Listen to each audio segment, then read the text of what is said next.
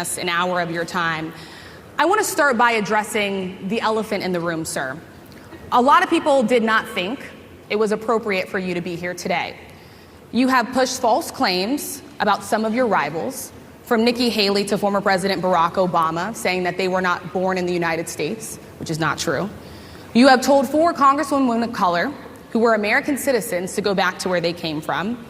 You have used words like animal and rabid to describe black district attorneys. You've attacked black journalists, calling them a loser, saying the questions that they ask are, quote, stupid and racist. You've had dinner with a white supremacist at your Mar-a-Lago resort. So my question, sir, now that you are asking black supporters to vote for you, why should black voters trust you after you have used language like that?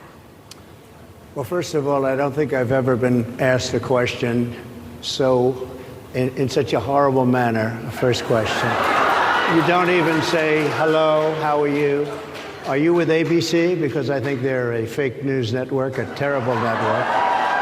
And I think it's disgraceful that I came here in good spirit. I love the black population of this country. I've done so much for the black population of this country, including employment, including opportunity zones with Senator Tim Scott of South Carolina, which is one of the greatest programs ever for black workers and black entrepreneurs. I've done so much, and and I say this, historically black colleges and universities were out of money, they were stone cold broke, and I saved them, and I gave them long-term financing, and nobody else was doing it. I think it's a very rude introduction. I don't know exactly why you would do something like that, and let me go a step further.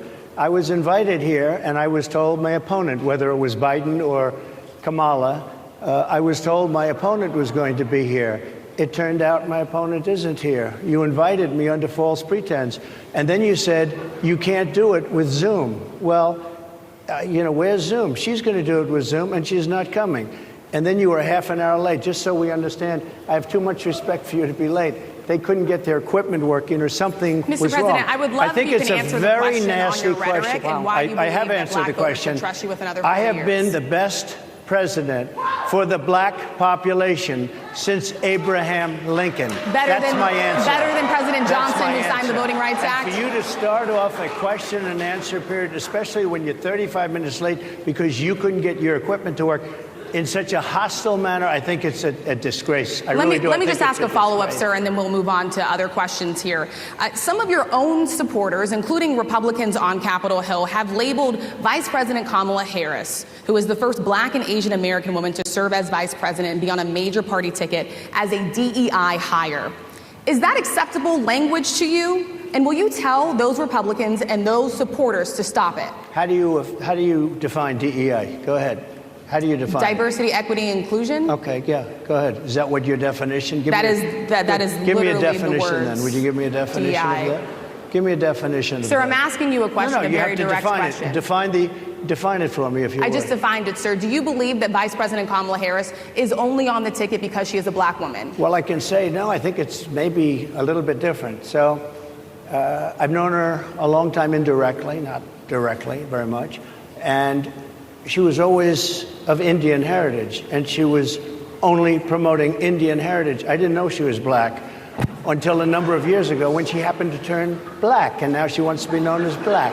So I don't know, is she Indian or is she black? She has always identified as a black woman. She went to a historically black college. I respect either one, but she obviously doesn't, because she was Indian all the way, and then all of a sudden she made a turn, and she became a black person. Just to be clear, sir, do you believe that she is... I think somebody should look into that, too, when you continue in a very hostile, nasty tone. It's a direct question, sir. Do you believe that Vice President Kamala Harris is a DEI hire, as some Republicans have said? I really don't know. I really don't know. Could be. There are some, and there are plenty. I know this lady right over there, Harris, is a fantastic person who just interviewed me at length. And we had a great interview, I think, and I heard you got very good ratings on that. Well, you told me it was the longest one of your life, so we had a good discussion. Look, I want to talk about why you're here today. I mean, it is not lost on us how divided we are as a country. And as you were coming today, we really got to see that we were divided along the lines of race, along the lines of gender. And there is this question of, in this moment where we are, why come here? What is your message today? My message is to stop people from invading our country that are taking, frankly, a lot of problems with it. But one of the big problems, and a lot of the journalists in this room I know and I have great respect for, a lot of the journalists in this room are black. I will tell you that coming from the border are millions and millions of people that happen to be taking black jobs. You had the best. What exactly is a black job, sir? A black job is anybody that has a job. That's what it is. Anybody that has a job. All right. And Mr. President, they're taking the employment away from black people. They're coming in, they're invading. It's an invasion of millions of people, probably 15, 16, 17 million people. I have a feeling it's much more than that. And everybody's been seeing what's happened. The first group of people, the black population, is affected most by that. And Kamala is allowing it to happen. She's the border czar. She's the worst border czar in the history of the world. There's never been a border czar like this. She's never even essentially been. She said she was there once, but not the right part of the border.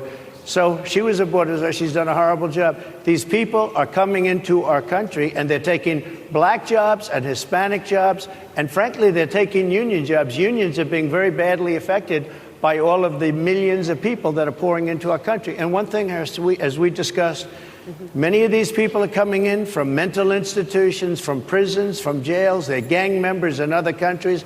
Other countries are setting loose their prisoners. They're opening up their prisons and their mental institutions, and they're taking their bad people, drug dealers, gang members, and they're bringing them into the United States. And by the way, their crime rate is going down, and our crime rate is going to be a disaster.